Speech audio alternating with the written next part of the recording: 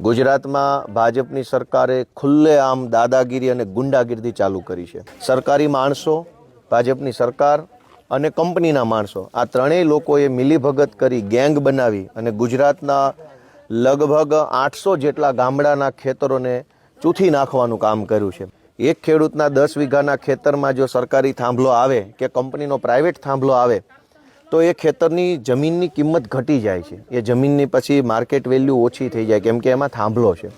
આમ ખાલી માત્ર એક થાંભલો નાખવાથી ખેડૂતને આજીવન નુકસાન થઈ રહ્યું છે, છતાંય કોઈ સરકાર સાંભળવાવાળી નથી। આજે આ ભગવાનજીભાઈનો ભોગ લેવાયો છે। પ્રાઇવેટ કંપનીનો થાંભલો ખેડૂતના ખેતરમાં શું કામ? અને સરકારી માણસોની હોશિયારી પણ ઓછી નથી। અનેક જિલ્લામાં કલેક્ટરો અને એડિશનલ કલેક્ટરો છે એ ખેડૂતોને એવી વાહિયાત વાતો કરે છે, હોશિયારીઓ મારે છે કે તમારા ઘરે લાઇટ ક્યાંથી આવે છે। જ્યારે કોઈ ખેડૂત વિરોધ કરે છે પોતાના ખેતરમાં થાંભલા બાબતે તો કલેક્ટરો એવું કહે છે કે તમારા ઘરે લાઇટ ક્યાંથી આવે છે, એ પણ કોઈના ખેતરમાંથી આવતી છે। કલેક્ટરના ઘરે લાઇટ આવે છે તો કલેક્ટરના અગાસી ઉપર મૂકી દો થાંભલો જેટકોનો મોટો।